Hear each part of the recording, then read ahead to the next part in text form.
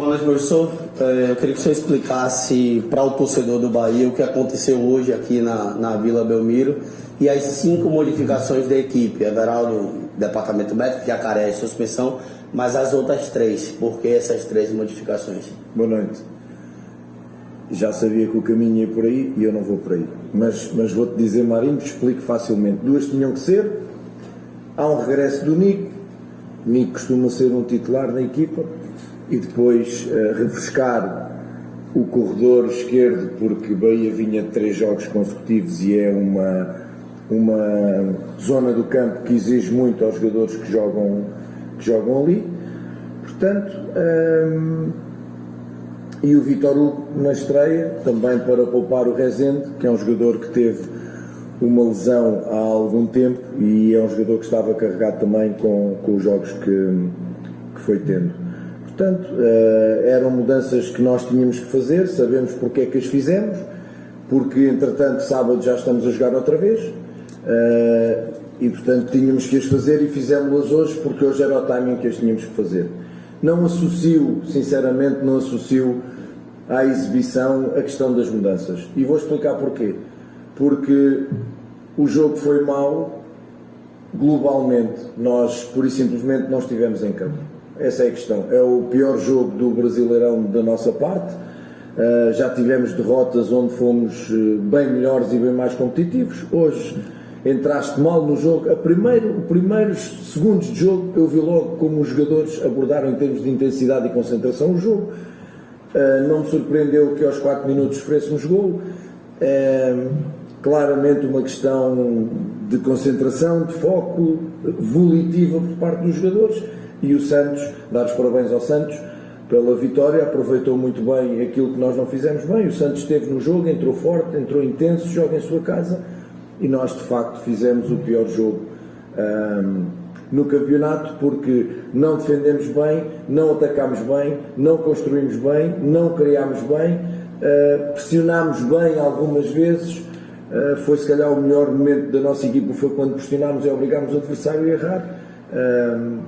É daqueles jogos em que tudo nos corre mal e mesmo na parte ofensiva, não criando e não construindo, temos um número de finalizações até significativo e em condições muito vantajosas para fazer golo e não fizemos golo em condições quase de baliza aberta. É daqueles dias em que tu podes estar aqui até amanhã, não vais fazer golo e a tendência é que o adversário, cada vez que chegue, possa fazer mais golos.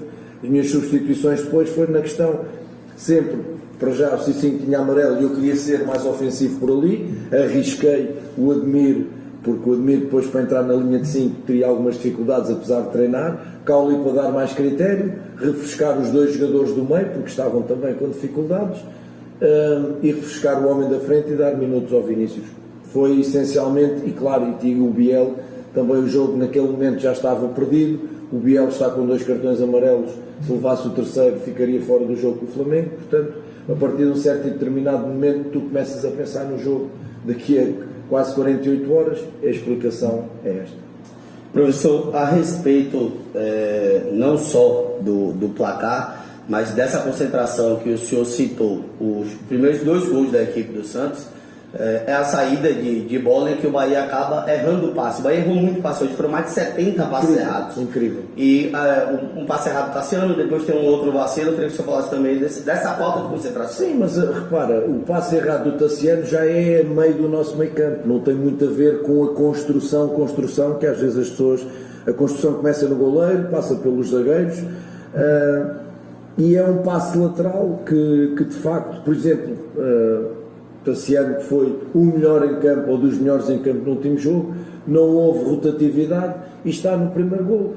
Mas acontece, porque o jogador arrisca, porque o jogador faz passos, mas aquilo que tu dizes vai em contra do que eu disse.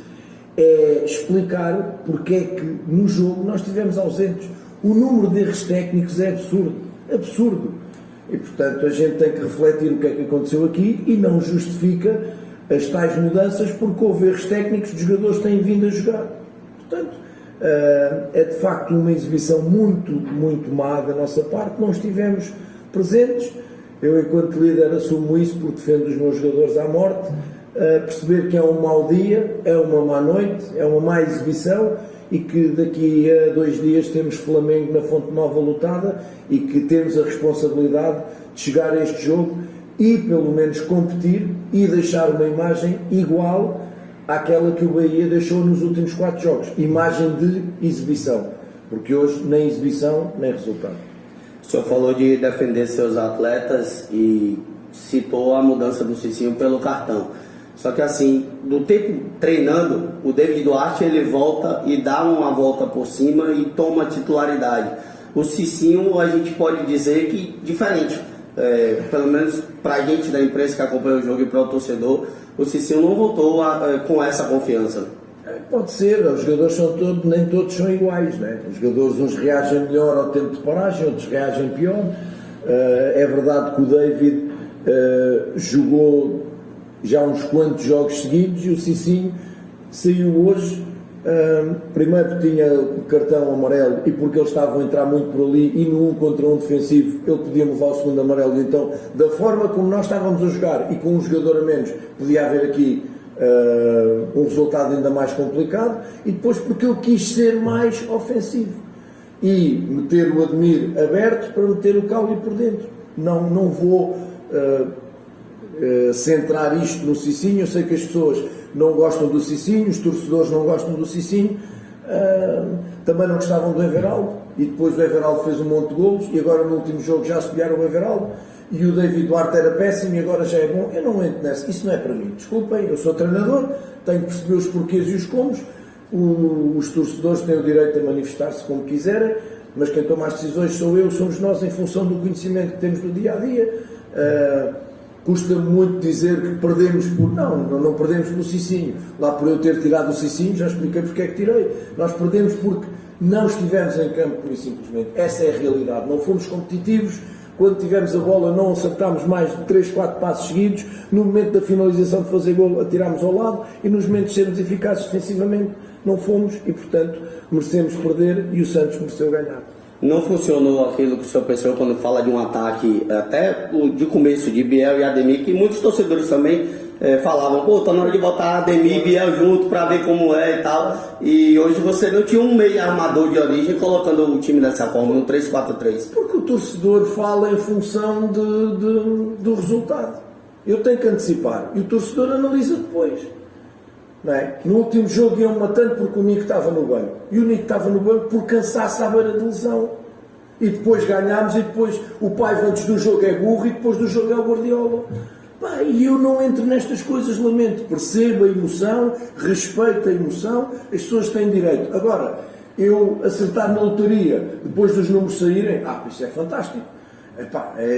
O jornalista, o comentador, o torcedor comenta depois, obviamente e bem, daquilo que vê. Nós temos que programar, projetar e preparar um jogo. Às vezes sai muito bem, outras vezes não sai muito bem. Isto é mesmo assim, não saiu bem hoje. Nós tínhamos uma estratégia montada para hoje, mas depois também é bem verdade. Aos 4 minutos estamos a perder 1-0 e aos 14, 2-0. Qual é a estratégia que tu montas que pode funcionar depois de levares 2 baldes destes de água fria aos 14 minutos? Não dá, como digo, não é para esquecer, é para lembrar, é para refletir, mas já passar página, vou ficar com o Bahia dos primeiros 4 jogos, para mim isto é um acidente, passamos à frente, sábado já há mais. Sábado já há mais e é um Flamengo pela frente que vive também um momento conturbado de cobrança e tal. Como fazer com que esse resultado de hoje não afete, pai? Não, este resultado tem que afetar. É o contrário. Não foi o que eu disse aos jogadores. Este resultado tem que afetar, por isso é que eu disse, não é para esquecer, é para refletir. Porque há aqui muita coisa que falhou, para não dizer quase toda. Então se falhou quase toda, dificilmente faremos um jogo tão mau contra o Flamengo. Eu só quero que volte o Bahia das primeiras 4 jornadas. É isso tem, e conto com a Fonte Nova, com o seu apoio, cheia, para nos ajudar contra um adversário difícil, recheado de excelentes jogadores, que vem num processo de mudança de treinador, mas nós temos sido competitivos, queremos ser competitivos, hoje não fomos, o nosso desafio é exatamente dividir o jogo com o Flamengo. Podemos ganhar, podemos perder, podemos empatar, mas deixar uma imagem que não seja esta, porque esta imagem, repito, não é para esquecer, é exatamente para lembrar. Ponto vale já para os 2 confrontos da Copa do Brasil de alerta. Vale sempre, vale sempre. Primeiro porque o espaço temporal entre este jogo e o próximo é de uma semana com um jogo pelo meio. Portanto, tanto eu como o Odair não temos muito tempo para muitas mudanças, a não ser poder mudar jogadores. O resto, eu acho que é claro como joga o Santos, acho que é claro como jogamos nós. A única coisa que eu peço é que a gente venha ao jogo, que a gente esteja no jogo e que sejamos competitivos. Vamos analisar, teremos que fazer um jogo 100% melhor do que aquilo que fizemos para competir com o Santos. O Santos também não tem esta diferença para o Bahia, na minha opinião. Acho que o Santos foi competente, fez o seu papel, jogou bem. Nós é que não estivemos à nossa altura, porque se estivéssemos, o Santos poderia ganhar na mesma, mas nós dividiríamos o jogo e estaríamos competitivos, coisa que não fizemos. Mesmo assim, repito, não sendo competitivos, temos 2 ou 3 lances flagrantes para fazer gol, nem isso aproveitámos. Como digo, o tempo espacial é pouco. É claro como é que joga o Santos, é claro como é que joga o Bahia, depois é uma questão de perceber, porque o Santos também vai jogar no fim de semana e depois volta a jogar. Certamente vai haver mudanças de peças de um lado e do outro. Acho que os estilos vão estar aí, se calhar vão mudar os intérpretes.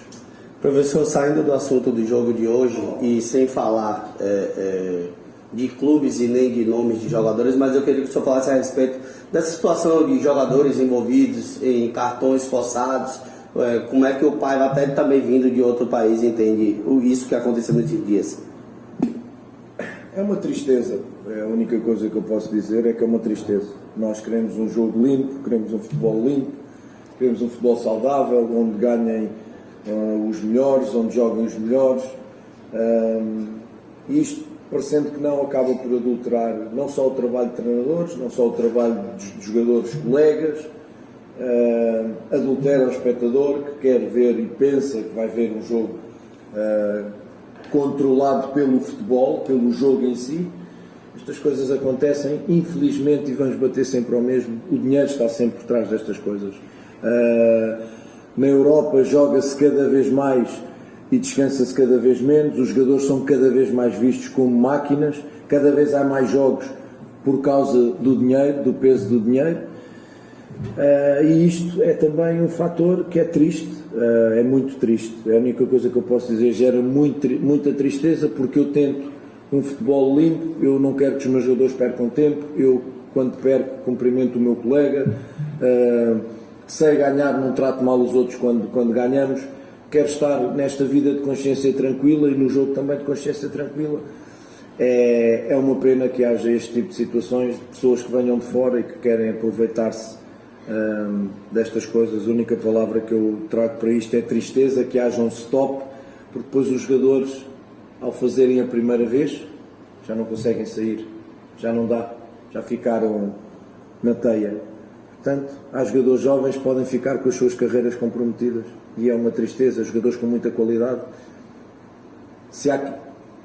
Vou falar dos valores. Se há algum valor que justifique quando um jogador ganha o que ganha como jogador de futebol, se justifica algum valor que ele ponha em causa o seu futuro e o futuro das suas famílias. Eu acho que não, é uma tristeza.